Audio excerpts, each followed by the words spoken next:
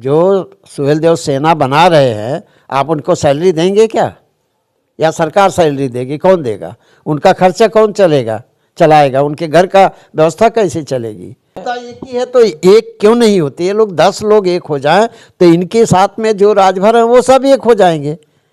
तो ये कहना कि सब लोग एक होकर के मांग करेंगे तभी जाके होगा, ये बिल्कुल गलत बात है और ये दिग्भ्रमित करने की बात है, हमारे समाज को गुमराह करने की बात है। नमस्कार दोस्तों, स्वागत है आप सभी का राजभर एक्सप्रेस में।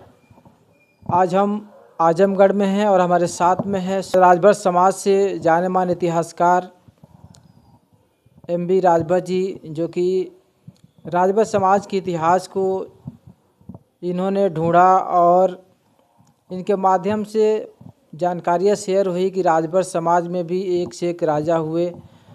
तो आइए हम बात करेंगे आज जिस तरीके से एसटी आरक्षण का मामला चल रहा है और एसटी आरक्षण के मामले में जैसा कि अभी एक बयान आया है कुरसर गांव घोसी लोकसभा में, मंत्री अनिल राजभर जी का वहां पे विजिट हुआ था और मंत्री अनिल राजभर जी ने एक बयान दिया है जिसके माध्यम से आज समाज में काफ़ी हलचल है कि आखिरकार जो राजभर समाज है आखिर किसके सहारे पे अपने एसटी आरक्षण की लड़ाई लड़ेगा। और वहाँ पे मंत्री अनिल जी ने बताया है कि जो आरक्षण का मामला है तो आरक्षण के लिए कोई सामान्य में जाना चाहता है, कोई एससी की मांग करता है, कोई एसटी की मांग करता है, तो आप सभी एक होके आइए तो फिर मैं समाज की लड़ाई लड़ूंगा। आइए इसी विषय पे चर्चा करेंगे हम इतिहासकार एम.बी. राजभर जी से। सर स्वागत है आपका। बहुत बहुत धन्यवाद आपका। सर क्या कहेंगे इस मामले पे? देखिए, नेता कहीं अपनी पार्टी के आइडियोलॉजी से आबद्ध रहता है और उसी के अनुरूप वो बोलता है, कार्य करता है।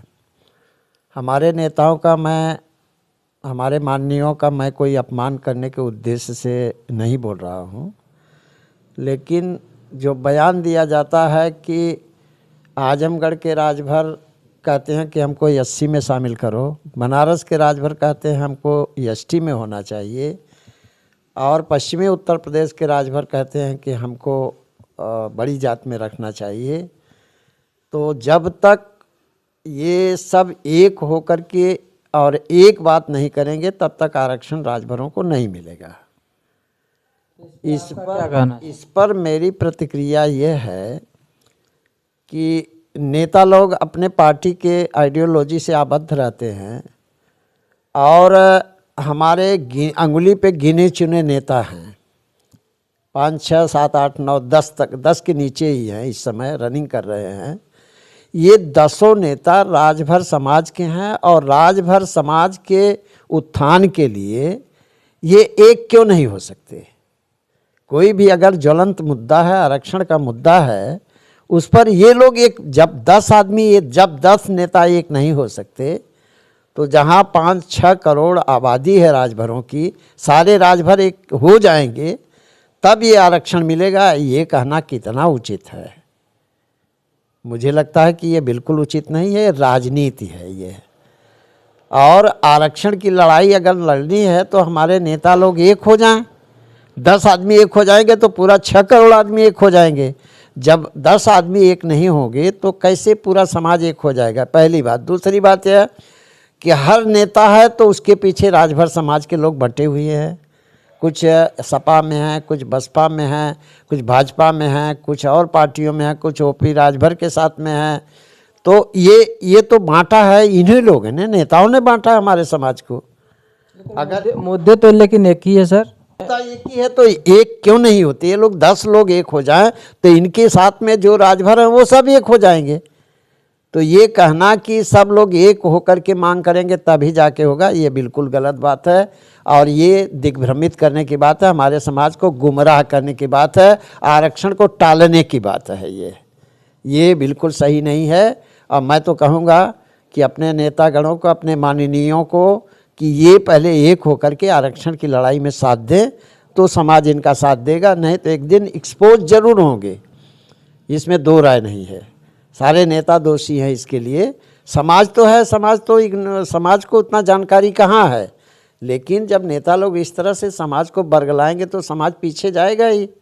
और दूसरी बात यह है कि एक नेता किसी पार्टी में, उसको मंत्री बनाने के लिए हम हजारों लाखों राजभरों को तो कत्ल नहीं कर सकते। एक को बड़ा बना दीजिए, बाकी हजारों को कत्ल कर दीजिए, ऐसा तो बिल्कुल संभव नहीं होना चाहिए। ऐसा होगा भी तो अनुचित है। तो इसलिए कि यह बयान निंदाजनक है, ये बयान बिल्कुल सही नहीं है। तो आपका ये मानना है कि नेता अगर बनाए गए हैं समाज की तरफ से, तो आपकी भी मुहिम होनी चाहिए कि समाज में जो अलग अलग तरीके से लोग लड़ रहे हैं उनको एक करके उस पर काम किया जाए। बिल्कुल सही बात है। उस पर सभी लोग एक हों, एक मंच पर आएँ, नेता लोग एक मंच पे आएँ और सरकार से मांग करें, अपने अपने एंगल से मांग करें, तब जा कर के हमारा आरक्षण तो रुका है तो हमारी वजह से रुका है, हमारे नेताओं की वजह से रुका है आरक्षण है। नहीं तो आरक्षण तो अब तक सरकार कभी का दे दिया होता।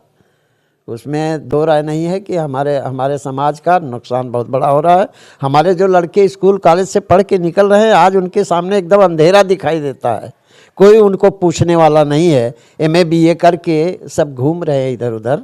इसलिए अब तो निगेटिव लोग सोचने लगे हैं कि पढ़ाई लिखाई करके क्या होगा, कहीं कुछ हमारा नौकरी सर्विस का कोई व्यवस्था नहीं है, कुछ नहीं मिलता है। इसलिए राजभर के लड़के जो है इधर उधर घूम रहे हैं, ये दिग्भ्रमित एकदम। करें तो क्या करें हम। अभी तो ओम प्रकाश जी ने एक RSS कमांडर बनाई है।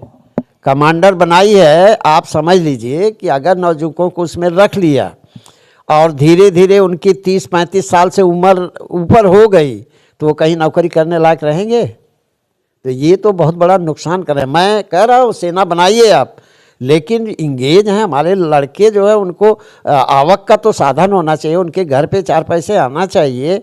उनकी सुविधा के लिए उनके घर के परिवार के लोग बड़ी उम्मीदों से उनको पढ़ाए लिखाए, इतना खर्चा किया, तो उनको अगर कहीं इंगेज नहीं होते हैं, कहीं नौकरी सर्विस नहीं लगते हैं, आप केवल ऐसा ही क्या पगार देंगे क्या?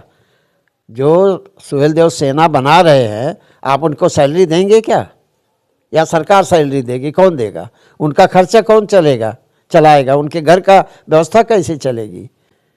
तो ये सोच के कि हमारे जो नवयुवक उसमें रहनी चाहिए, सुहेलदेव सेना रहे, बड़ी खुशी की बात है। लेकिन जो उसमें हैं उनको तो कुछ मिलना चाहिए कि ऐसे ही पीछे पीछे नेताओं के भागते रहें और अपना घर उजाड़ते रहें।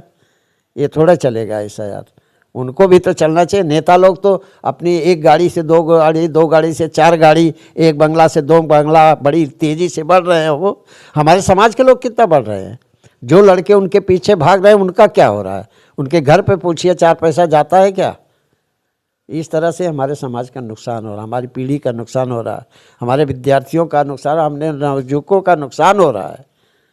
तो ये केवल शगुफा एक तरीके का, और इससे हमारा समाज पीछे ही जाएगा, आगे कभी नहीं आएगा।